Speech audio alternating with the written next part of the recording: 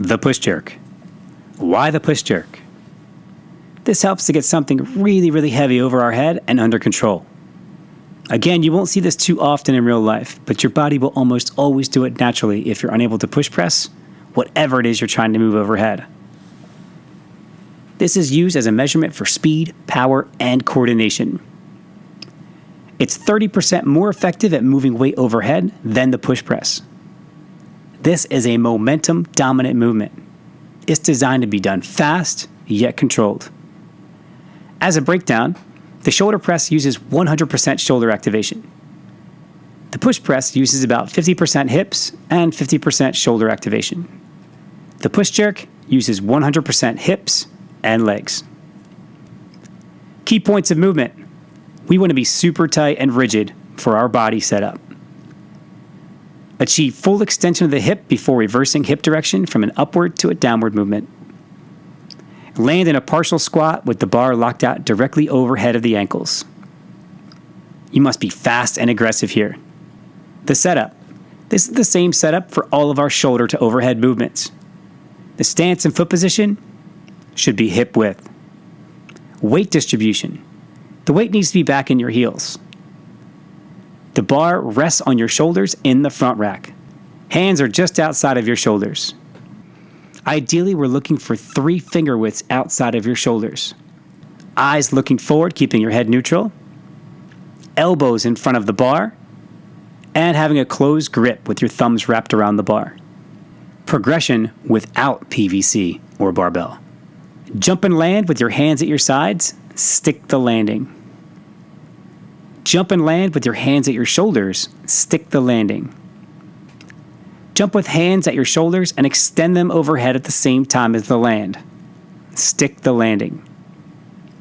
Now with PVC or an empty barbell, jump with the bar in the rack position and extend your arms overhead at the same time as you land.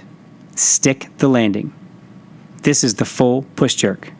Execution. Take a deep diaphragmatic belly breath. Squeeze your abs. This will help maintain a super tight lumbar curve. Drive through your heels. This helps keep you balanced and helps to maintain a vertical bar path. The dip. A dip of the hips where the knees go out and slightly forward while the torso stays completely upright. This will generate the leg and hip force needed to create that upward momentum of the barbell. The drive. Extending the knees and hips rapidly and fully. This is a continuation of momentum derived from the dip, transferring it all to the bar. The redip. While the bar travels vertically from momentum to a locked out elbow position overhead, the hip retreats downward, driving the body under the bar. This allows the stronger legs to finish the lift and not the weaker shoulders. The catch. Land with the bar completely locked out overhead in a quarter squat. This is for stability and balance. Head should accommodate the bar. The bar must move straight up and down for efficiency. The bar should travel vertically down, leading with the elbows forward. Again, the head should accommodate the bar here. Efficiency of movement paired with natural motor patterns. Common faults and simple fixes. Hyperextension.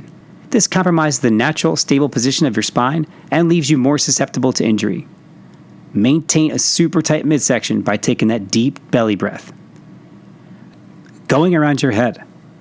Your elbows may be behind the bar, or there may be a lack of neuromuscular connection to move your head back and forth, or your natural tendency is to press out and not up. Be sure to pull your head back before starting the lift. Weight in your toes. Your bar path may be a little forward, and you may be rotating forward in the dip. Use the wall test to feel what vertical feels like, and keep your heels connected to the ground. Press before hip extension. There may be a lack of coordination here. Just go back and revisit that progression. Hips never get to full extension. You may be rushing to get under the bar quicker.